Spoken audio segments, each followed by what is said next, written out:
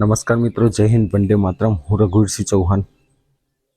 મિત્રો, ગામમાં બાંધકામની વાત હોય કે પછી દબાણની વાત હોય, લોકોના મનમાં એક પ્રશ્ન તો ઉઠતો જ હોય છે કે ગામના શેરીઓના રસ્તા એટલે કે આંતરિક રસ્તાઓની પહોળાઈ કેટલી હોઈ શકે. અને આ પ્રશ્નને લીધે લોકો મૂંઝાતા હોય છે. જ્યારે ગ્રામ પંચાયતમાં જવાબ માગીએ તો ગુજરાતની ઘણી ગ્રામ પંચાયતો આ વિષય પર ચૂપ રહે છે. ત્યારે ગામના આંતરિક રસ્તાઓની પહોળાઈ નિયમ પ્રમાણે તે રસ્તાની લંબાઈ પર પણ આધાર રાખે છે.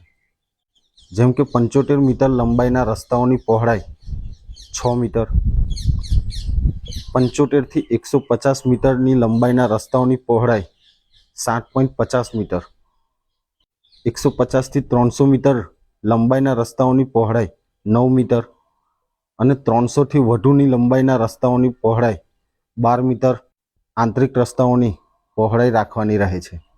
ધન્યવાદ. જય હિન્દ, જય ભારત.